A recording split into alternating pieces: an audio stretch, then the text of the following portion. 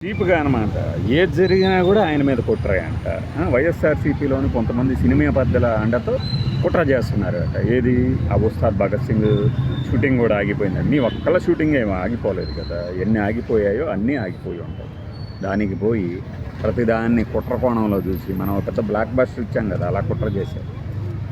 అలా కుట్ర చేసే ఇచ్చాం కదా! పెద్ద బ్లాక్ బస్టర్ మరి. అది నీ సినిమా ఆపాలనే దుగ్ధ ఎవరికీ లేదు. పర్టిక్యులర్గా ఆ సినిమాలు ఇది ఎప్పటి నుంచో ఉన్నది అని. పైగా వైఎస్ఆర్సీపీకి సినిమా ఇండస్ట్రీలో అంత పెద్ద హోల్డ్ ఉందని మేమైతే అనుకోవట్లేదు. ఆ హోల్డ్తో సినిమా షూటింగ్లు ఆపించగలిగినంత సత్తా వైఎస్ఆర్సీపీకి ఉందా? లేదు. వాళ్ళకి ఆసక్తి లేదు. ఇప్పుడు వాళ్ళ మీద పెట్టబడుతున్నటువంటి కేసులు వాటి మీదే నానా వ్యవహారం పైన కింద పడుతూ జుట్టు పీక్కుంటూ తిరుగుతున్న వాళ్ళని అనవసరంగా ఏదో పెద్ద పవన్ కళ్యాణ్ సినిమాలను ఆపటానికి ఇలాంటి కుట్ర చేసినారు. సన్నాసులు రా బాబు మీరు. ఇలా మాట్లాడేవాళ్ళు నిజంగా సన్నాసులు. ఇండస్ట్రీ గురించి వాళ్ళు మాట్లాడుకుంటున్నారు.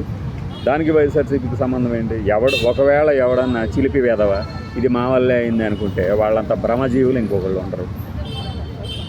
కాకపోతే హరిహర వీరమల గురించి అంత ఏదో పెద్ద దాన్ని రిలీజ్ చేయకపోతుంటే కుట్ర పన్నారు. ఎవడికేం పనిరా బాబు, ఆ కుట్ర కాదని తేలిపోయింది కదా. మరి ఏమైంది ఆ తర్వాత? థియేటర్లో మంచి వసతులు ఉన్నాయా లేవో మేము ఆదేశాలు ఇచ్చామన్నారు కదా, ఉన్నాయా వసతులు? ఏం చేశారు రెవెన్యూ అధికారులు? ఏం తేల్చారు? ఏమి నివేదికలు ఇచ్చారు?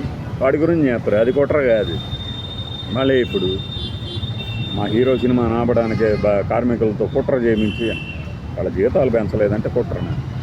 ఈ కామెడీ జాంగ్రీ గాళ్ళు ఉంటారు చూసారా, ఈ ఛానల్స్లో ఆ హీరోయిన్కి సిట్టి నోటీసులు ఇవ్వబోతున్నాయి, ఈ హీరో సినిమాలు కుట్ర చేస్తున్నారు అని డిస్కషన్లు పెట్టుకుంటే ఒక 10,000 ఒక 10 లక్షలు వ్యూస్ వస్తాయనే చావు తెలివితేటలు, ఫ్యూనరల్ నాలెడ్జ్ అంటారు దీన్ని. ఇక అంతకుమించి నాకైతే ఏం కనబడట్లేదు.